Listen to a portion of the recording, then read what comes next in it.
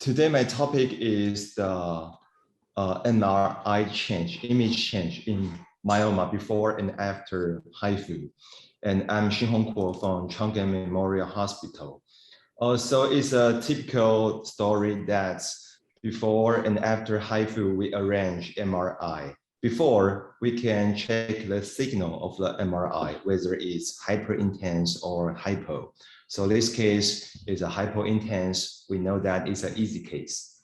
Even it's multiple sites, but we just take less than 1 hour to finish this case. And after HIFU, we arrange MRI to check the non-perfusion area.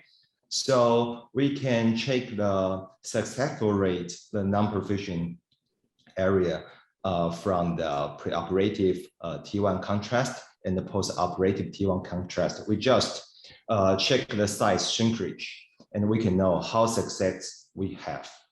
But my topic is before and after the HIFU to have the MRI image. But I think before the MRI, before HIFU is far more important than the image after HIFU, because we arrange this MRI, we can prediction the outcome. And the most important part is we can have a precise diagnosis for uterine sarcoma. So today's my topic will focus on the diagnosis for sarcoma through the MRI image. So let's go back to the textbook. There are some classification of the uterine sarcoma. There are 3 origins of the mesenchymal tumor. The first one is the smooth, because I see my uterus, okay, because it's blocked by some window of the webinar. Okay, the first origin is the smooth muscle of the mesenchymal tumor. Another origin is the the sites below the endometrium, we call endometrial stroma tissue. So the third one is a mixed type. So there are some malignant format of the mesenchymal tumor. The malignant format of smooth muscle is leiomyosarcoma. And of the endometrial stroma tumor, the malignant format is ESS, or high-grade undifferentiated sarcoma. For the mixed type, there are MMNT, we also call carcinosarcoma or adenosarcoma. Today, my topic would focus on MMNT and the leiomyosarcoma because 2 of them are the most common uterine sarcoma. But I need to mention that currently, MMNT belongs to endometrial cancer category because it's always origin from, it looks like endometrial cancer. But my topic is to use the MRI to detect uterine sarcoma. There are some special typical image I want to talk about the sarcoma. So I include MMNT in my topic today. Okay.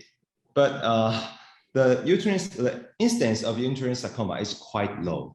It's just around 1 to 2 per 100,000.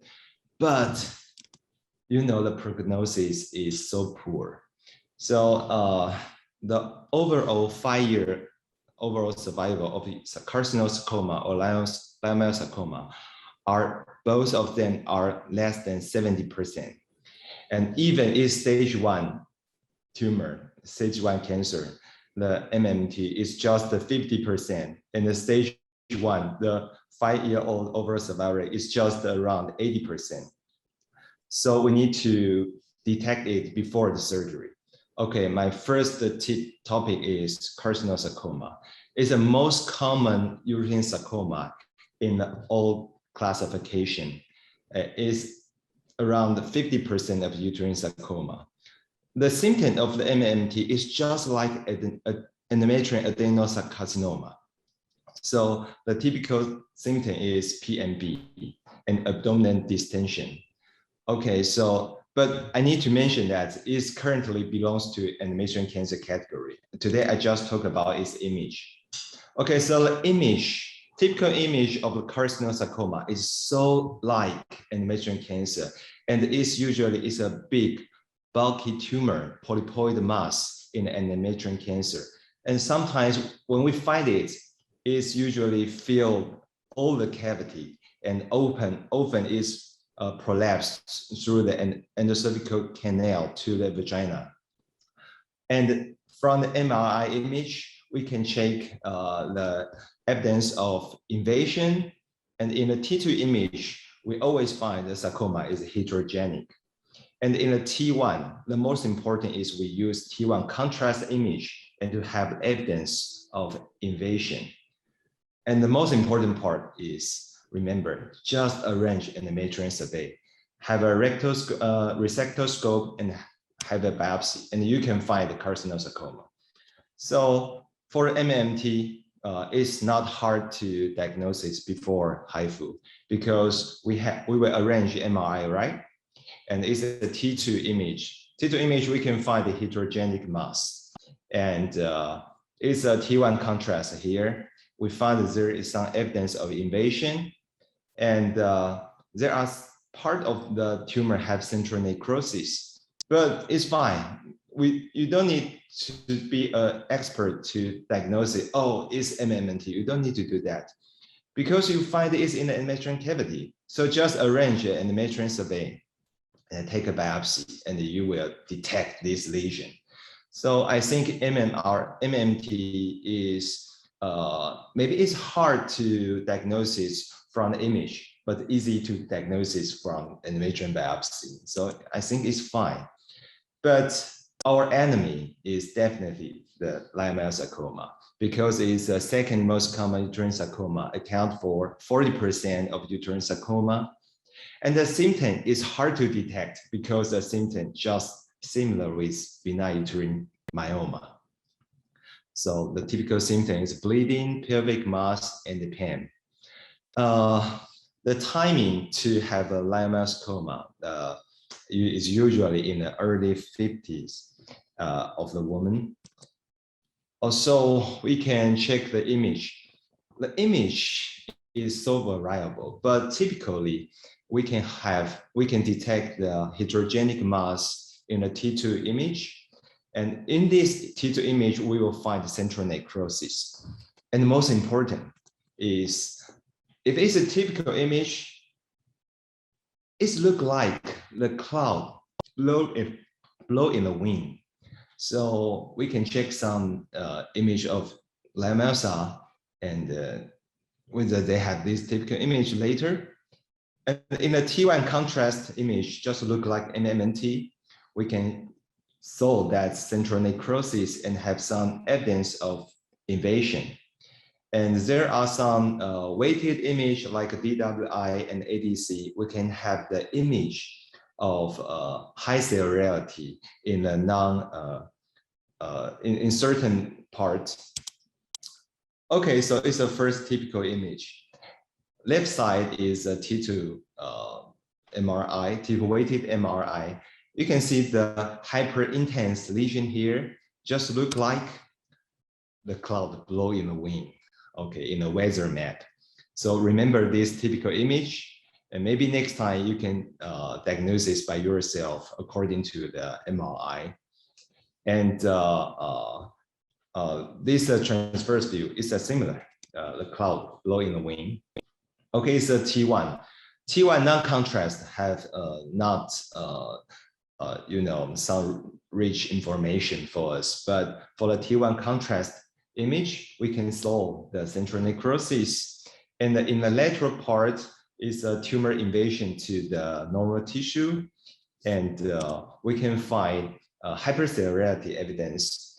From the DWI image, the hypercellularity means hyperindense. But for the ADC, it means hypoindense. So according to the information above, we can detect leiomyosarcoma. It's another case of leiomyosarcoma.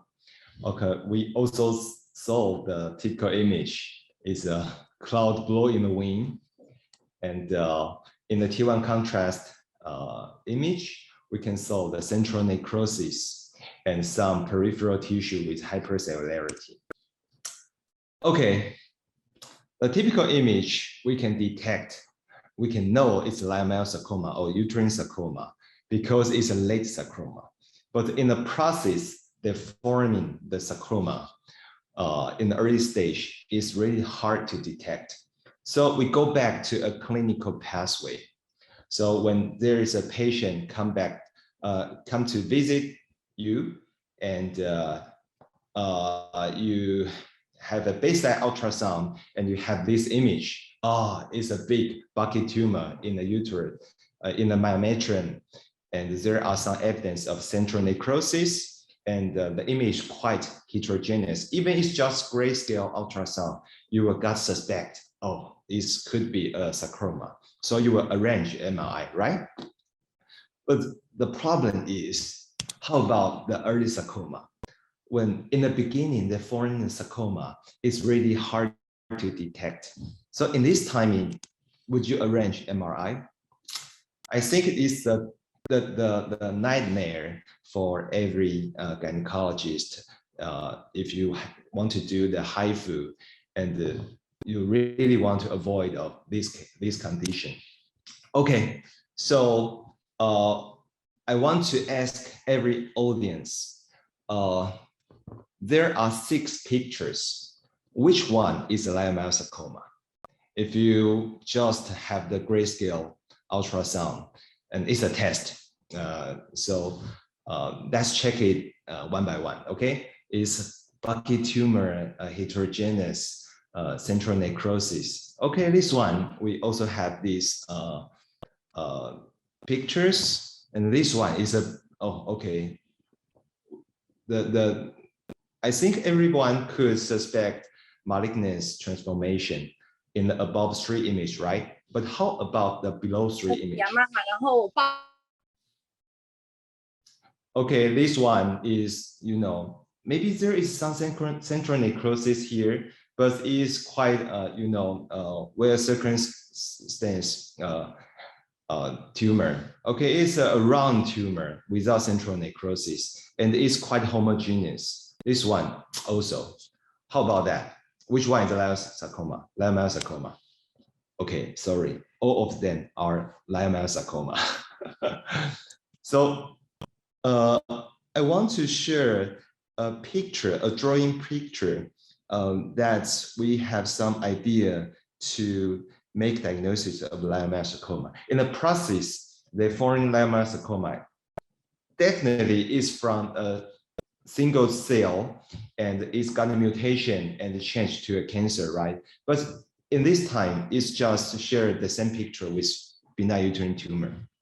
And gradually the tumor gut grows very rapid, and the vessel can't feed the tumor. So there is some central necrosis and some debris here.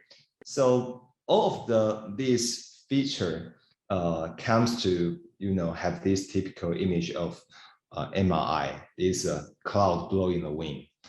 But our problem is we need to detect the unexpected uterine sarcoma. The uterine sarcoma in the early stage, and we can't diagnose it well. So the unexpected uterine sarcoma is our nightmare, and it's also a big news event in the 2014, right? Dr. Amy Reed do the hysterectomy, and the doctor used Paul macerator to macerate the unexpected leiomyosarcoma. So the macerator was banned by FDA in American. So how the instance of unexpected uterine sarcoma? Okay, so we know the instance of uterine sarcoma is about 1 in 100,000, right? But the rate of the instance of unexpected uterine sarcoma is quite high, 1 in about 300. Okay, so it's quite high. So that's why the FDA abandoned the uterine sarcoma. But is that true? Okay, so there is a annual congress in 2015. I attend that in Japan. It's a Japan Society of OBGYN Gynecology and the MIS. The official number to have the instance of an expected uterine sarcoma is lower than FDA published. It's 1 in around 1,500. It's 1/5 rate than the number published from FDA. Why? Because they say the Japanese doctor mentioned that there is a number before the surgery, any kind of surgery, even it's laparoscopy, laparotomy surgery, and they usually arrange MRI before the surgery. For the hysterectomy, all of the patient before the surgery would arrange MRI. And before the myomectomy, it's around 99% patient have MRI before surgery. So you may have an idea that if you arrange more MRI and the radiologist read more image and they have be more experts to diagnose uterine sarcoma. Okay, so it's a data published from our hospital, Chongqing Memorial Hospital. It's the chief of the radiologist, Professor Lin. And because we are a center in Taiwan, right? And we do a lot of MRI comparing to the local hospital and other center hospital in Taiwan. So our detection rate is quite high.